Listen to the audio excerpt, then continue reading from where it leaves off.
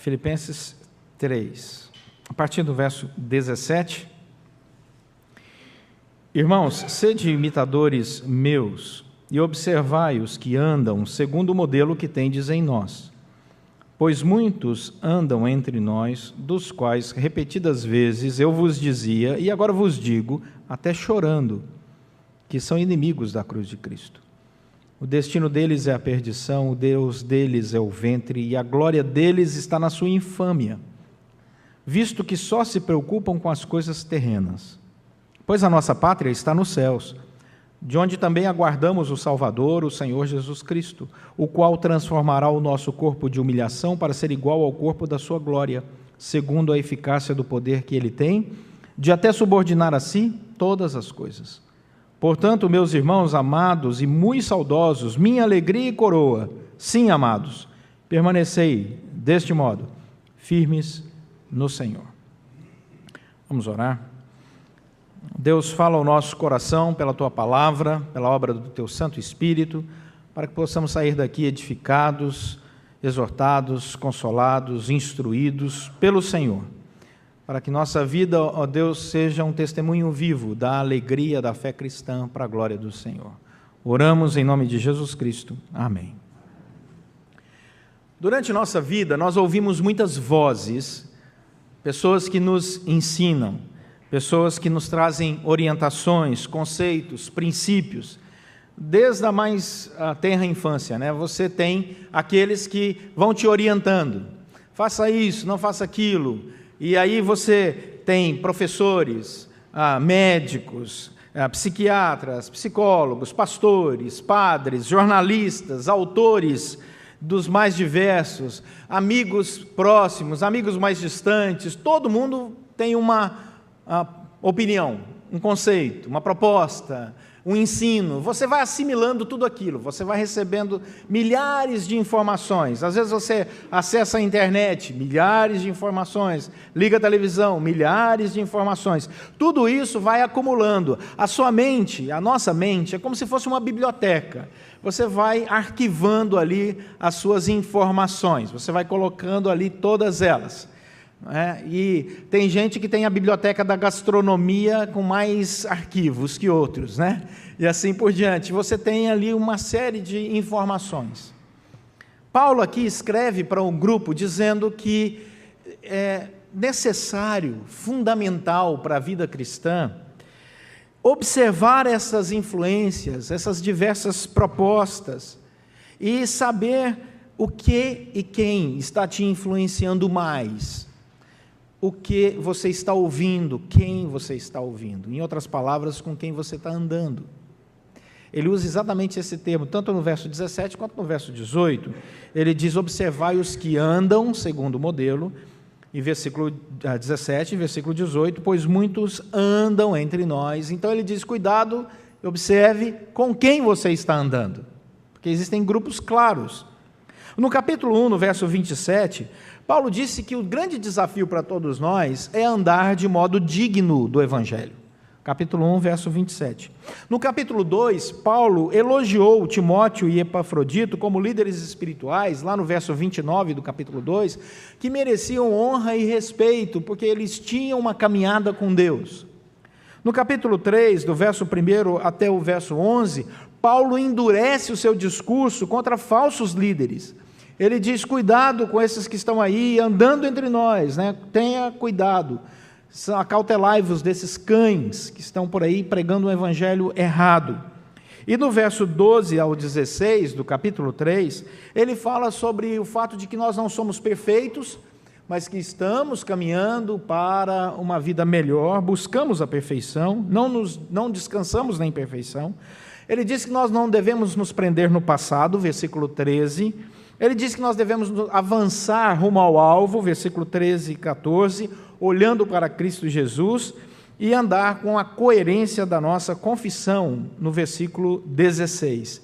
Depois de falar sobre essa coerência, essa caminhada cristã, então no versículo 17, ele diz, irmãos, sede imitadores meus, e observai os que andam segundo o modelo que tendes em nós. ele chama a atenção usando uma palavra forte na língua grega, que é a palavra observai. Irmãos, sede imitadores meus observando, preste bastante atenção. Ele usa a palavra skopeite. Essa palavra grega que ele usou aqui é a mesma palavra usada no versículo 14 do capítulo 13, quando ele fala sobre observar a nossa caminhada. Prossigo para o alvo, eu não tiro os olhos do alvo. Essa palavra do versículo 14 é a palavra skopos. Quando no versículo 14 ele disse, caminhe, corra como um atleta, observando a linha de chegada, o seu alvo, empenhando todo o seu esforço, todos os seus músculos, não tirando os seus olhos daquilo. É a mesma palavra agora, na língua grega, que é a língua que ele escreveu, que ele vai usar aqui no verso 17, e foi traduzida como observar. Ou seja, irmãos, observem sem tirar o foco, a atenção da sua caminhada no exemplo. E ele diz, eu sou um exemplo, mas não sou um exemplo sozinho não. Outros irmãos da igreja também são exemplo. Paulo não está arrogando para si o título de homem mais perfeito da face da terra, mesmo porque nos versículos anteriores ele testificou a sua imperfeição. Ele disse, eu não sou perfeito, mas uma coisa eu faço, eu prossigo para o alvo. Meus irmãos, sede imitadores meus e de outros irmãos. Olha o que diz o final do versículo 17. Andam segundo o modelo que tendes em nós. Os meus, do começo do versículo 17, agora são nós, no final do versículo 17. Então ele amplia o grupo, é Timóteo, é Epafrodito, outros irmãos da igreja que já haviam entendido que, apesar de serem imperfeitos, eles focaram a sua vida num alvo, numa caminhada, numa jornada, e empenham todo o seu esforço para caminhar assim essa vida cristã de modo digno. Aí ele chama a atenção que existe um problema aqui, né? E o problema é que alguns não estão seguindo esses nós. Um comentarista chamado Lightfoot, ele diz o seguinte, que Paulo deixa este nós, né, incluindo aqui Timóteo e Epafrodito como um exemplo, e aí o Lightfoot usa a seguinte frase, e encolhendo, achei interessante isso, encolhendo do egoísmo da morada em seu próprio exemplo pessoal, Paulo passa uma vez do singular meus para o plural nós. É como se ele se encolhesse assim, dissesse assim, eu sei a minha imperfeição, mas sede imitadores meus, mas olha, imitadores meus de Timóteo, de tanta gente aqui boa, nesse foco, nessa atenção. Então ele chama atenção para aqueles que andam de maneira diferente. Aí é o começo do versículo 18. Versículo 18 diz, pois muitos andam entre nós, dos quais repetidas vezes eu vos dizia, agora vos digo, até chorando, que são inimigos da cruz de Cristo. Então ele diz que dentro do contexto da igreja, observe que interessante isso no versículo 18, muitos andam entre nós. Ele está escrevendo a uma igreja. E ele diz que naquele universo não tinham só pessoas que eram bons modelos, bons exemplos de vida cristã. Ele diz que ali existiam pessoas que tinham perdido a caminhada, que estavam andando de uma maneira equivocada. Ele diz que essas pessoas ainda estão entre eles, apesar de repetidas vezes ele ter chamado a atenção para isso, para o fato de que quem vive desta forma, a forma equivocada, é inimigo não da igreja, é inimigo não do apóstolo Paulo, é inimigo não de outros irmãos, mas é inimigo da cruz de Cristo. E isso é muito interessante, porque essa inimizade contra a cruz de Cristo faz com que o verso 19 vaticine o futuro deles. O destino deles é a perdição. Alguém inimigo da cruz de Cristo, o destino dele é perdição. Aí ele diz, como existe uma proposta de caminhada contrária à caminhada cristã, vamos observar quais são as características destes que estão andando de maneira equivocada. Ele diz no versículo 19, a característica primeira é que o Deus deles é o seu próprio ventre. Diz isso no versículo 19. O que significa a expressão o Deus deles? Significa que o foco, a atenção, o investimento de tempo, o servir deles, toda a agenda deles estava adorando a um Deus diferente do nosso Deus, já que eles são inimigos da cruz de Cristo. Então eles criaram um outro Deus, um Deus falso, e servem a esse Deus. A pergunta é: que Deus é esse? A resposta é clara: o ventre. São pessoas que só se preocupam com elas mesmas. São os desejos momentâneos, os desejos carnais, descritos lá em Romanos capítulo 1, a partir do verso 21. Quer ver? Vai lá para Romanos 1, 21, volta um pouco a sua Bíblia, você vai encontrar os Evangelhos, Atos, e depois você vai encontrar Romanos 1, o verso 21 em diante. Paulo chama a atenção de um grupo que é indesculpável, final do versículo 20 de Romanos 1. Aí ele entra no versículo 21. Por que esse grupo é indesculpável? Indesculpável.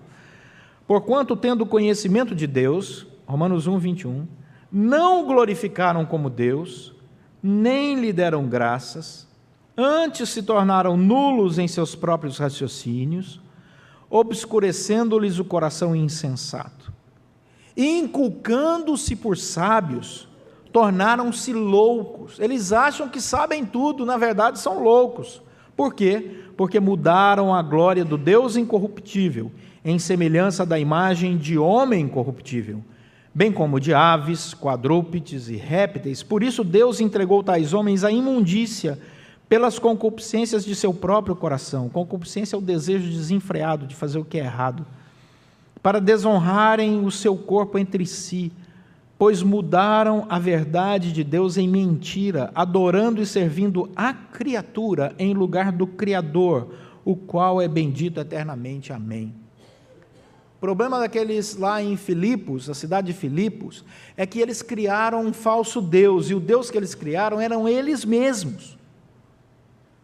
O perigo de alguém achar que idolatria é só fazer uma imagem de um homem, de um animal, de uma ave, de um réptil, de um quadrúpede, colocar assim numa estante, acender uma vela e se curvar diante dele. Tem gente que acha que idolatria é só isso.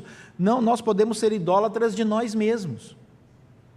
E esse é o perigo que Paulo chama a atenção aqui, porque aqueles irmãos, estavam recebendo a carta do apóstolo Paulo lá na igreja de Filipos, e Paulo está dizendo: cuidado, porque existe essa armadilha de alguém que frequenta até mesmo a igreja adorar a si mesmo, como Deus. Mas quando é que isso acontece? Volta lá para o versículo 19 de Filipenses 3. Quando é que isso acontece? É quando eles se preocupam apenas com a sua própria glória, com a sua infâmia. Eles só se preocupam com as coisas terrenas. A agenda deles só cabe coisas terrenas. Eu faço, eu quero, eu vou, eu gosto, eu realizo. Ele é egocêntrico. Pode até ir numa comunidade, pode frequentar uma igreja, mas a fé para essa pessoa é apenas um instrumento para alcançar aquilo que vai lhe dar prazer. Então, a fé é um cartão de crédito. Eu uso a fé para alcançar aquilo que eu desejo, que me faz bem, segundo a minha imagem e semelhança. Eu sou meu Deus. E aí Paulo diz: cuidado, porque o destino de quem vive assim é a perdição. Porque essas são as características de quem busca glória entre os homens. Por isso que a glória deles está na sua infâmia. O Salmo 73 descreve isso muito bem. Eu já falei do Salmo 73 aqui há algum tempo. O Salmo 73 é um salmo do cristão em crise. Todo mundo aqui já passou pelo Salmo 73 sem saber, outros sabendo. O Salmo 73 é um dos salmos assim, mais espetaculares que eu já vi descrevendo a vida cristã. Porque o Salmo 73 é um cristão olhando para o não cristão, e o cristão olhando para o não cristão diz assim: não vale a pena ser cristão, porque quem prospera são os ímpios, quem vive bem são os ímpios, quem tem saúde são os ímpios, e quando os ímpios falam, todo mundo bate palma, e esses ímpios ainda falam mal de Deus, e dizem assim: que Deus que nada. Aí o salmista do Salmo 73 diz assim: inutilmente guardei meu coração. A vida do ímpio é muito melhor que a minha. Será que algum cristão já pensou isso alguma vez na vida? Aí ele resolve o problema, tá, gente? Ele diz, até que, no Salmo 73, até que eu entrei no santuário de Deus e percebi como os ímpios, de repente, ficam abalados. Qualquer coisinha tira eles do equilíbrio e eles se perdem. Aí o salmista diz, obrigado, Senhor, porque o Senhor firmou meus pés nessa fé sólida, que suporta todas as aflições. Ai, Senhor, muito obrigado, Senhor. Eu recomendo que você leia depois o Salmo 73. O verso 10 do Salmo 73, na versão transformadora, diz assim, por isso o povo se volta para esses ímpios, né, e bebe todas as suas palavras. Paulo diz, cuidado com a glória infame desses que estão idolatrando a si mesmo, servindo a si mesmo, seu próprio ventre. Cuidado, porque eles só se preocupam com as coisas terrenas. Jesus alertou para uma agenda sem Deus. Jesus alertou. Mateus capítulo 6, versos 19 a 21, Jesus alerta, Mateus capítulo 6, verso 19 a 21, diz assim, não acumuleis para vós outros tesouros sobre a terra, onde a traça e a ferrugem corroem, e onde ladrões escavam e roubam. Mas ajuntai para vós outros tesouro no céu, onde traça nem ferrugem corrói, onde ladrões não escavam nem roubam. Porque onde está o teu tesouro, aí estará também o teu coração. Meus irmãos, será que a nossa agenda passa por isso aqui?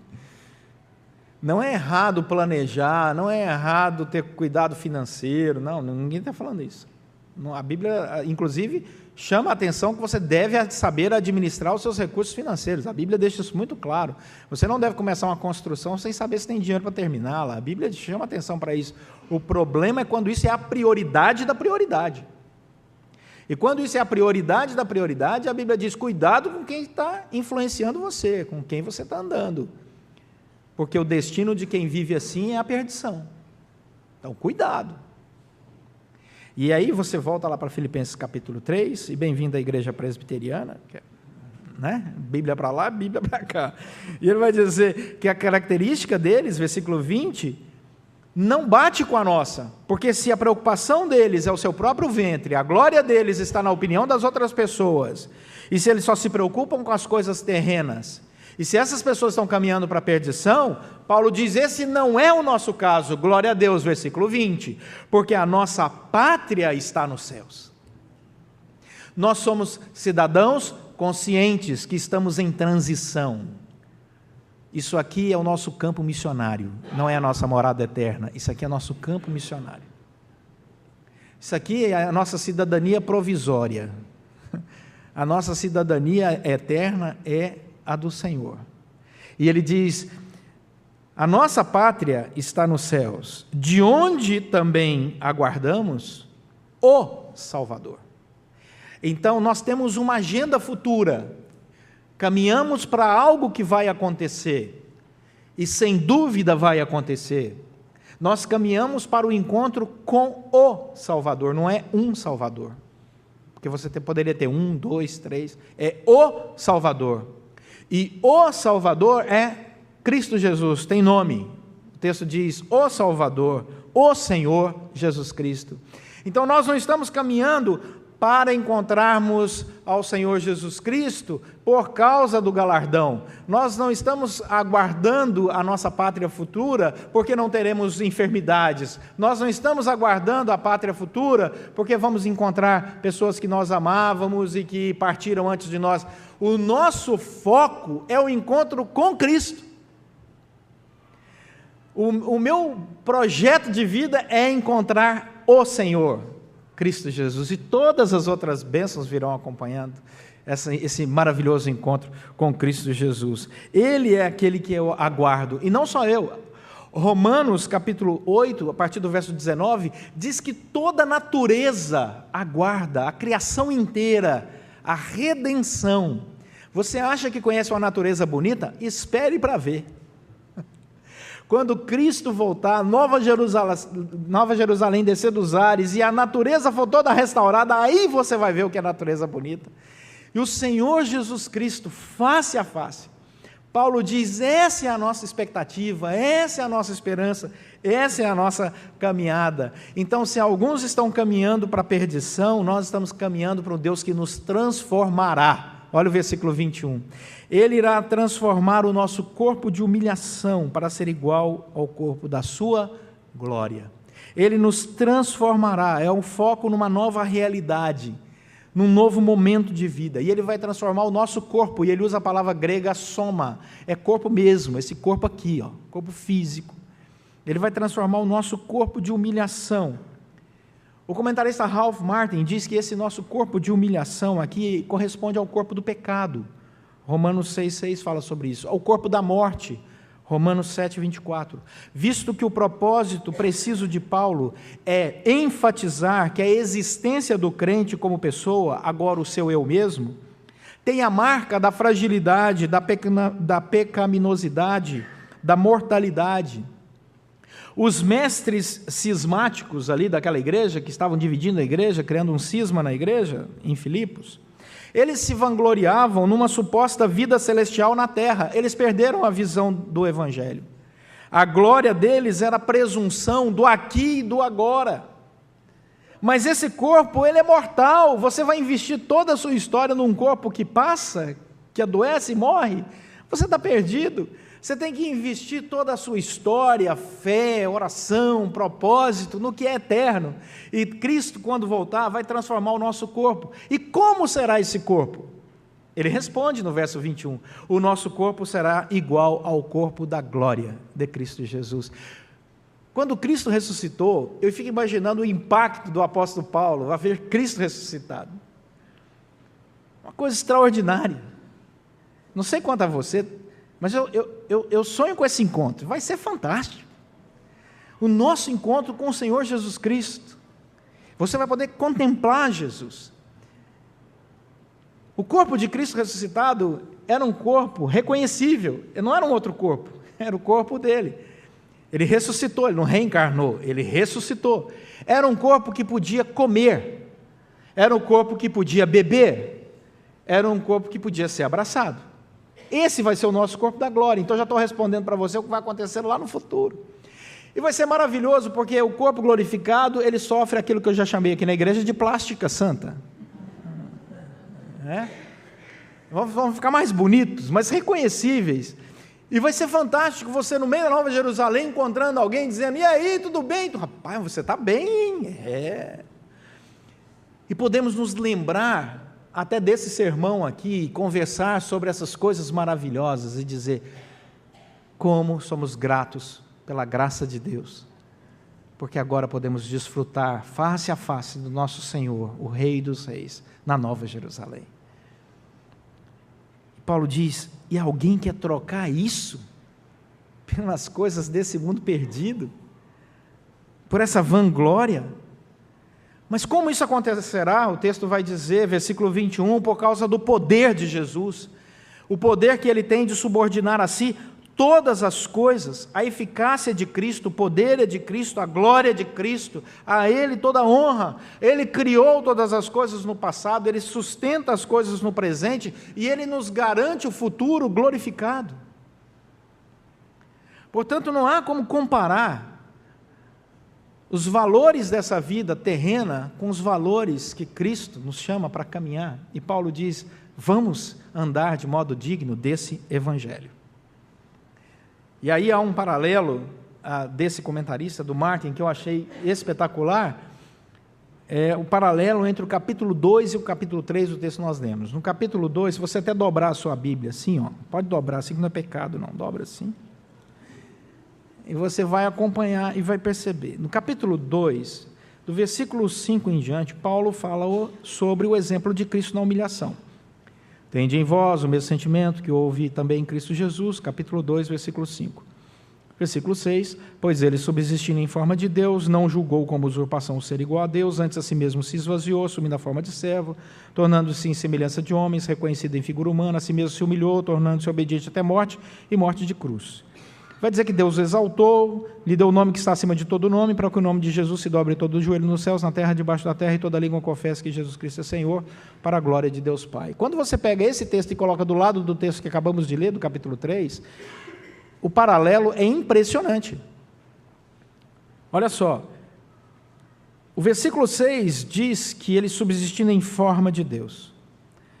No capítulo 3, verso 21, diz que nós iremos ser iguais, para ser igual, conforme, é a ideia no grego. O capítulo 2, versículo 6 diz que ele subsistindo, e ele usa a palavra no grego, ipaschon. Capítulo 3, verso 20, ele usa iparrei, é a mesma raiz do grego, relacionando-se a nós. Capítulo 3, versículo 20, diz, pois a nossa pátria está, nos céus. É a mesma construção no grego. Capítulo 2, versículo 7, a semelhança, esquema no grego. Capítulo 3, versículo 21, transformará. Qual é a raiz? Esquema, porque é a palavra metaschematisei. Capítulo 2, versículo 10, se dobre todo o joelho. Capítulo 3, versículo 21, subordinar a si todas as coisas. Capítulo 2, versículo 11, Jesus Cristo é Senhor. Capítulo 3, versículo 21, o Senhor Jesus Cristo. Capítulo 2, versículo 11, a glória. O capítulo 3, versículo 21, o corpo da glória, a mesma palavra grega, doxa, doxa. Há um paralelo claro, existe uma estrutura de pensamento. Paulo está dizendo, olha para Cristo, desde o capítulo 2, olha para Cristo e olha para a nossa vida, olha para Cristo e olha para a nossa vida, a humilhação de Cristo, a proposta que vivamos desta forma aqui, servindo ao próximo, olha para Cristo, para o que Deus fez, Ele venceu a morte, olhe para a esperança nossa, a vitória sobre a morte, olhe para Cristo que ressuscitou, está glorificado, olhe para a proposta de Deus, para a esperança e promessa para cada cristão de glorificação. É um paralelo, com as mesmas raízes no grego. Sabe quem faz isso? O Espírito Santo, gente. Não tem jeito do homem fazer isso. É palavra de Deus. E ele termina, eu termino com ele antes do almoço, ouvi um glória a Deus.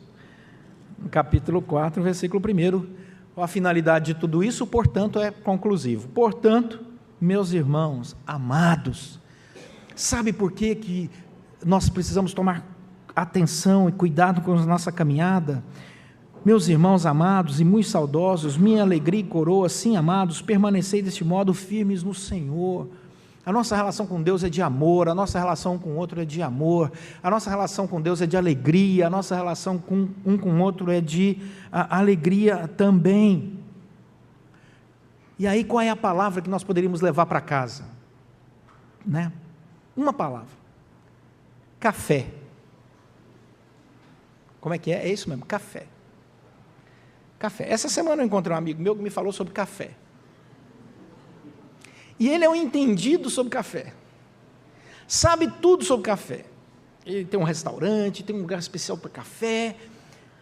E ele falou assim, eu quero te mostrar um café. E eu disse, café? Olha, tem café aqui que custa 50 vezes mais que um café comum. Eu falei, meu Deus, não vou pagar essa conta. E eu disse, por quê? Ele falou, porque esse café é selecionado. E ele foi me explicar como se seleciona um café. Por que o café é selecionado? Ele disse que o café é selecionado porque se pega grão por grão. E quanto mais artesanal o café, mais caro é. Mais selecionado artesanalmente, mais caro ele é. E ele disse assim, e se pega grão por grão. O grão tem que ter o mesmo tamanho, a mesma textura e a mesma cor. Então se seleciona tudo aquilo para que o estado de torrefação desse café e depois o processo de moer o café traga aroma e sabor. Esse café, Leonardo, não se toma, se degusta. Sim, claro, perfeitamente. Claro, perfeitamente. Aí pastor fica pensando, E eu disse, como é que se seleciona? Ele disse, o instrumento mais importante é a peneira, para retirar as impurezas. Eu comecei falando sobre as informações que nós recebemos de tantas fontes o tempo todo. A Bíblia não diz que nós devemos jogar tantas fontes de informação fora. Você recebe informação de várias fontes. Mas a Bíblia diz que nós devemos passar essas informações, todas elas, pela peneira do Evangelho. Peneirar as informações, selecionar as informações, observar cada uma delas, para não viver a vida cristã de qualquer forma, mas degustar a vida cristã. Deus não nos chamou para tomar uma vida cristã, Deus nos chamou para degustar uma vida cristã.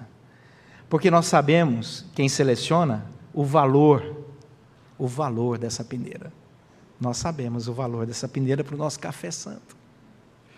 Nós sabemos que foi pago um alto preço na cruz do Calvário para selecionar. Que foi derramado o sangue do santo para selecionar. Que Ele morreu por nós e ressuscitou para selecionar. Aqueles que vão usufruir dessa vida em abundância aqui e da vida eterna com Ele. Portanto, use a peneira do Evangelho, selecione as informações e deguste a vida cristã, porque isso traz alegria e glorifica a Deus, porque foi para isso que Ele nos criou. Amém? Vamos orar.